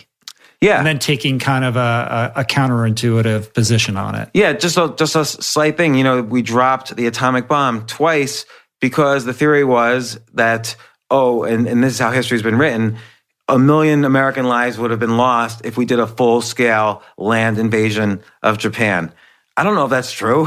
No one's ever told me how those numbers add up to 1 million. And also there was a lot of people arguing back then that maybe we should just contain Japan until they give up. They were already kind of almost giving up. And so it's very unclear what would happen. Or why drop 2 bombs? Yeah, why drop 2 bombs? They were literally about to capitulate. You can argue, they were going to hold out, but we didn't need to invade them at that point. 1 million lives wouldn't have been lost. So who knows? You always have to question, why are people doing things in a certain way? There's got to be a backstory and a backstory to that and a flip story and all this stuff we have no clue about. Right. All right. Well, we got to round this down, but let's talk a little bit before we end about your perspective on the biggest ways in which people get in their own way. Yeah, that's a good question. Well, let me ask you, like, What do you think is the biggest way you get in your own way? You've mentioned a couple. You feel imposter syndrome. Yeah, imposter syndrome. I'm insecure. I'm sitting here looking at you, but I'm thinking like, do I sound like a dummy? Like like what's the next question? Can I keep the momentum of this go? Like I get up in my own head, and I'm my own worst enemy. By the way, it's really hard being a podcaster, right? You have to kind of always think of questions ahead. That's when I said, "Wow, you're doing 4 of these a week." Like I've done Saturday, Tuesday, Wednesday. This is the 4th one that I've done in 5 or 6 days. It's hard. And I'm like tired, and I'm like, okay, but James is coming. Got to be on my game. So I can't imagine doing 4 every week. So that's why the 4, I mix stamina endurance contest in its own right. But in terms of how I get in my own way, like I think, I'm profoundly insecure. Like I have tools to keep those things at bay. And I'm very self-aware of a lot of these limitations, but they still infect my ability to, kind of optimize what I'm trying to accomplish. I think you nailed it though with being self-aware and not necessarily, it's everybody could say, oh, you need to be more self-aware. And it's hard to do. You have to really be honest with what are my weaknesses? What are my strengths? So I know I have like huge weaknesses and psychological issues around, let's say, money. I've gone broke so many times. I'm like literally afraid to look at my bank account. But you have this ability to create money as well. Yeah, I've done it many times. So it must be because I lose it if too. you lose it all, like you're like, yeah, but I figured this out so many times. It's always a disaster every time though. So I'm knocking a lot on wood right now. But also, I think being aware of what you're interested in doing. So at one point, this is about a year ago, I was pitching a TV show and a network picked it up. And I thought to myself, this TV show idea is good, but do I really want to do it? This is going to take thousands of hours of time. I don't think I want to do it. And so knowing when your heart wants to do something, when your heart doesn't want to do something, I think is really important part of that self-awareness. Was that like a narrative show or No, it was like a kind of social experiment reality show. I'll tell you the idea since I'm totally not doing it. But I was going to take 6 random people off the street, and the premise of the show was if they followed my advice exactly, I would make them a millionaire within 6 months. So, but some would fail, some would succeed, someone would like beat me up or whatever, like typical reality show stuff. But I thought to myself, network's not really going to know if this is good until it's over, until I've done it. And what if it doesn't work? And it's just going to take a huge amount of time flying all around the country. They wanted people in every city, and they wanted more than 6. It's just they picked the best 6. So it'd be so much work. And I felt myself like afraid of doing that much work. So ultimately it didn't happen. But I think also being aware of like what you're willing to do, what you're not willing to do. So the self-awareness piece in that is the understanding like this isn't really what I want to do, and then following that up with pulling the plug on it, even though it could be this huge, amazing opportunity. Yeah, because look, if there's a lot of ways to go for making money. Making a TV show or doing a podcast or going into stand-up comedy are not, or even being a writer, those are not ways to make a lot of money. You don't go into those thinking, man, I'm going to make billions now. Forget being a plumber. Now I'm going to be a podcaster. It's just going to start rolling in. That just doesn't happen. So I think a lot of it is about just being aware of what your capabilities are, what you really want to do versus what you don't want to do, understanding what skills you don't know. So somebody could say, I want to be an entrepreneur. Well, what's entrepreneurship? There's no skill called entrepreneurship. Entrepreneurship is this bag of other skills like sales, ideas, execution, marketing, motivation, leadership. There's all these other skills, and added together, it equals this, you could call it this one meta skill, entrepreneurship, but that's not really a skill. So understanding if you want to do something, what micro skills you need to learn, you have to avoid, in whatever you're doing, you have to avoid smoking your own crack. Like you could think, well, I'm doing this, so it must be great. And I see that all the time among entrepreneurs or even podcasters. I'm doing this idea. It must be the best idea in the world. Why aren't people coming to it? I'm going to have to advertise now. You should try to always ask if if you're smoking crack on your ideas, because I think that's a real easy bias also. That's a mental model as well. Right. What do you think is your greatest strength? Like, what is the secret James Altucher sauce that has propelled you to this place? I'm not sure, because I'm not so sure I've been propelled anywhere. But I think I have a lot of fun coming up with ideas. Yeah. So that's the thing I've written about the most, is like I write down 10 ideas a day, and I realized kind of shortly after I started doing this that just writing 10 ideas a day, and it could be about anything. It could be about just 10 ideas for Valentine's Day gifts tomorrow, or 10 ideas that Google could do to be better. And they could all be bad ideas. But if you just kind of exercise this idea muscle, it really will get better. And if you don't exercise the idea muscle, it will atrophy. So the times when I was like losing all my money, I was letting my idea muscle atrophy, instead of no matter how bad things seemed, I started always exercising this idea muscle, writing 10 ideas a day down. Like I wrote ideas the other day for, I wanted to make this card game. Again, it's an experiment, and I just wrote the rules, and that was my 10 ideas of the day. And so, of those ideas, how many of them do you take action on? 1 out of 1,000. So people will say, like, how do you keep track of the ideas, and how do you know which ones are going to be good? You never take action on them, because it's really just like, if you exercise by lifting weights, it's not like you think the next day, well, I don't have to lift today because I lifted really good weights yesterday. Yeah, it's just practice. And you'll know the good ones, because the next day you'll figure out 10 more ideas that are about that. It might be 10 execution ideas about one of the ideas from the day before, or a week before, or a month before. One of the ones I heard you talking about recently was trying to pay for stuff with North Korean currency. Oh, yeah. And Iranian currency. Yeah. So I on a fluke, I wandered into this random auction house that had currency, and this guy had like this bag of money, like just it was like this old dusty store. You could picture it with all these garbage bags filled with stuff. And I started finding like North Korean currency, Saddam Hussein currency, Idi Amin currency. So there was all this like weird dictator money. And so I bought a bunch of it, and I started, I figured it'd be a fun idea to videotape me trying to pay for things. Like, hey, I go to buy a cup of coffee. Hey, I'm out of money, but I have this, Kim Jong-il currency. It's valid in North Korea. And nobody ever has taken the money. So they won't even touch it, right? Yeah. Some people, it's weird. Some just, I think maybe they're afraid it's infected with something, or there's some poison. I have no idea. Like, why wouldn't you? I think, well, if it's a gnarly dictator money, it almost feels like you're complicit in that regime if you touch it. Yeah, or maybe... And I think with a vendor, they think if they touch it, then that constitutes an agreement. Or maybe also because there's like sanctions. Like we have sanctions against North Korea. Maybe if you are holding on to a bill from North Korea that's against the law. Yeah, but I don't think anyone thinks about that.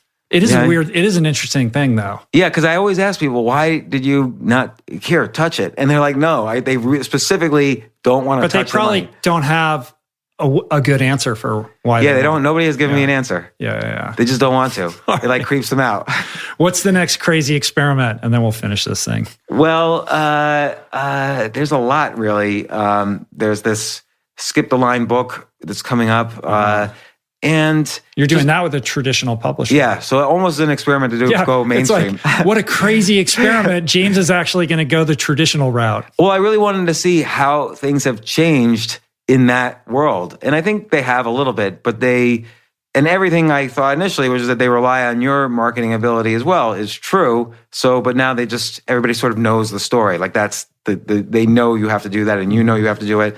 And yeah, a lot of things I'm experimenting with. Like I've been playing around with doing this card game, and now I know how to do a Kickstarter because of Greenland. So I'm going to do a Kickstarter for this card game once I print up the first version of it. And that's just a fun thing. The key with an experiment is it shouldn't take up too much time or money. Another thing I've been doing is I've been putting what I call anti-ads on the backs of cabs in New York City. You ever go to New York City and you see on the back there's a little TV show and there's ads, and the ads will be for real products. So I've been creating these ads that don't advertise anything. So there's just like, it is just like a picture of me saying hi. And they called me up. They called me up and they said, you have to put a URL, or don't you want to put a URL or a Twitter handle or something? And I'm like, no, that's the whole point. No URL, no But Twitter handle. That's like performance art. Yeah, it's a little like that. And I kind of want to see what happens though. Like, does it?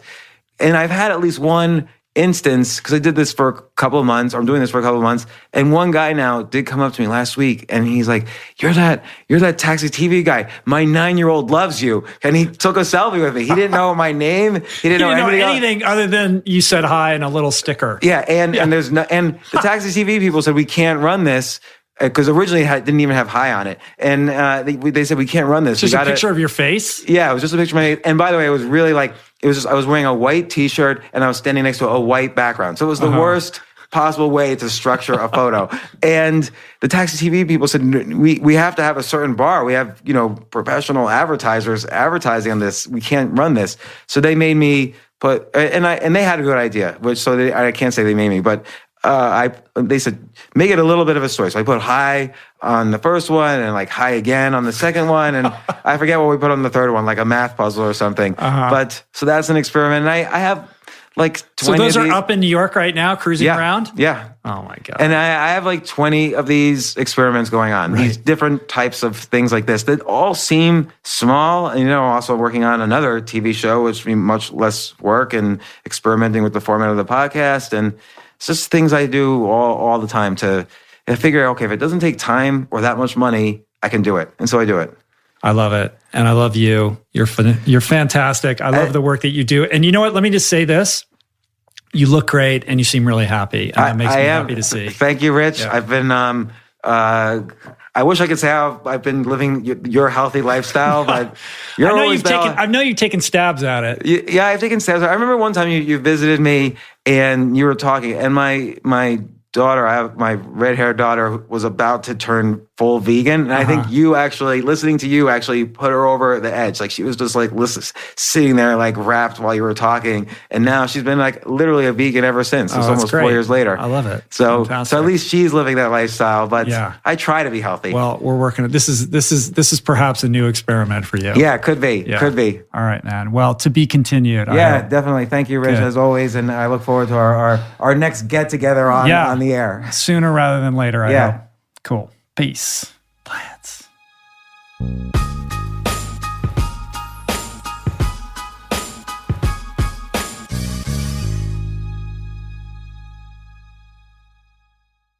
It's important to remember that no matter what your passion is, no matter what your obsession is, there are always ways, if you're creative, there are always ways to monetize and make a business out of that passion, which is why I'm so happy about this sponsor today. This sponsor is only possible because of that lesson. Let me tell you about them. Outstanding Foods. They make tasty as hell, nutritious snack foods. Their Pig Out Pigless Pork Rind product tastes so much better than traditional pork rinds. I kind of hate traditional pork rinds. This pigless, meatless, plant-based pork rinds, it's like unbelievable. All my 5 kids, everybody who visits my house just loves these. It's like the only chips in the house now. And not only that, every ounce has 7 grams of protein. So it's packed with protein. This is the same protein content as ground beef, and this product is 100% plant-based and gluten-free. And again, what I like about this company also is that Bill Glazer, the founder and CEO and podcast guest of mine, what I love is that he's been a vegan since he was a kid. He loves this industry and he's figured out how to monetize it. He brought on Chef Dave to develop the products. Chef Dave was previously involved with product development at Beyond Meat. So this guy is legit good at what he does. And again, the proof is in the taste. I love these pigless pork rinds. I love all the flavors. I'm obsessed with this. When you get to the bottom of the bag, you don't even have to feel guilty. You've just ate like this protein-filled vegan snack food. I go straight for the next bag while I'm binge watching Netflix. So go right now. I've got a special deal. Go to Pig Out with James. That's one word, pigoutwithjames.com, to see why me, Snoop Dogg, and just about everyone else is pigging out. That's pigoutwithjames.com. Pigout with James.com. I just love this product so much. Pigoutwithjames.com.